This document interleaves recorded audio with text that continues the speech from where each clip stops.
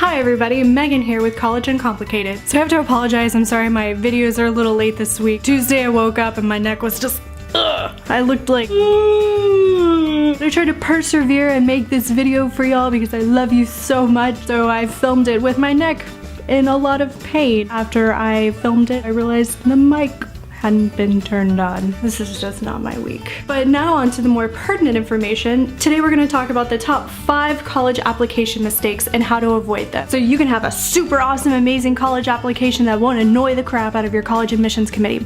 Let's get to it. Number 1.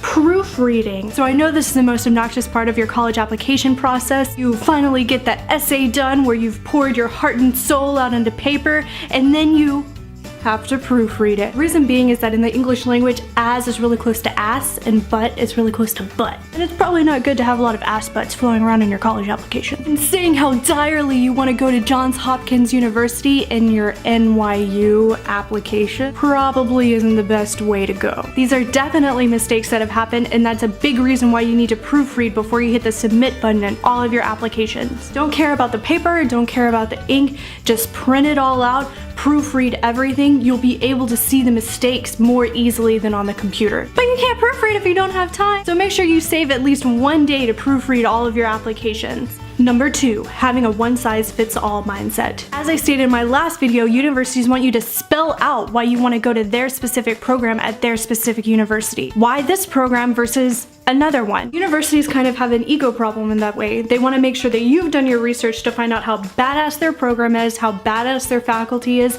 and make sure that you actually talk about it in your application. Where a lot of applicants go wrong is that they haven't actually done any research on the universities that they're applying to. They end up submitting the same boring application to every single college without any in-depth research, without any specifics of why they want to go there. To remedy this, make sure that your short answers and essays are genuine and specific to the college that you're applying to, aka don't simply copy and paste. We'll talk about creating the most super awesome short answers and essays in a later video, but you should focus on at least answering these questions. How does a faculty member's work speak to you? Why specifically have you chosen us? How can you demonstrate true interest and care in your application? By making sure that those few questions are answered in your application, it can really make a difference. Also, you need to realize that this rule applies to the common application as well. If any of the universities that you are applying to have supplemental material, make sure that you turn it in. That's the step to make your common application unique to each university that you apply to.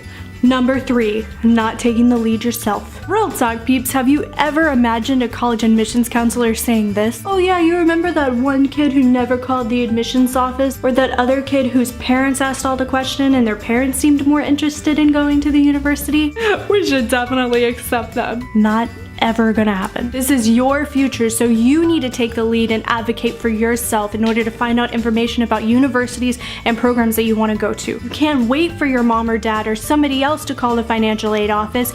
You have to call them, especially if you're a first-generation college student just like myself. I know this is really easy for me to tell you. It's easier said than done. As a major introvert myself, speaking to new people, especially about things I had no idea about, like college, was just really intimidating and stressful. But I'm telling you right now, it's a really good skill to start developing. That is what the admissions counselors and advisors are there for. They're there to answer your questions, so use them. Number 4.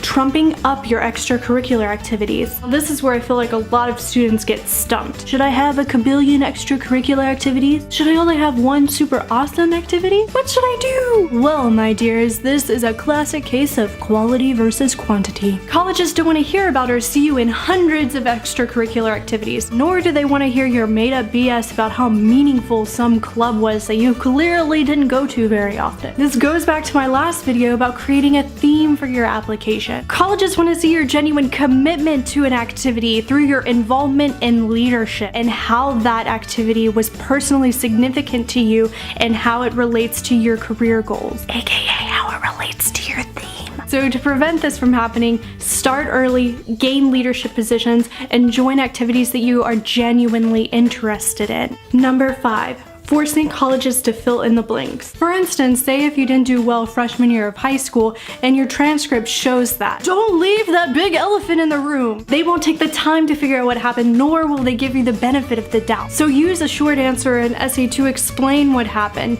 Don't leave it for them to fill in the blank. What if you don't know if your application has any blanks like that? The best thing to do, and this goes for everybody, is once your application is complete, ask an outside party, either a family friend or an instructor, if they can look over your completed application and see if it raises any questions or if any blanks are still there. Bonus tip number 6. Waiting until the last minute. This one is kind of a double whammy because it can snowball and cause other mistakes, like leaving out portions of your application or missing deadlines. So really the only way to avoid this is start early or feel the wrath of fail. So that means getting as much done of your college application during the summer before senior year, creating a master list of deadlines, creating a checklist of application materials for each college. And since human beings are normally very punctual, aim to turn in your application at least 1 month early. That way, if anything goes wrong, you have that entire month. Once you've turned it in though, call the admissions counselor at each university to ensure that every portion of your application has been received. If they haven't received everything, it's an incomplete application and there's no way you're getting in. So call them. Thanks for tuning in today. I hope you learned a lot about the top mistakes for college applications and how to avoid them. If you enjoyed the video and want to learn more, please like the video and also subscribe to College Uncomplicated. And stay tuned for our next video about picking majors. Not exactly sure when it's going up, but it'll be soon.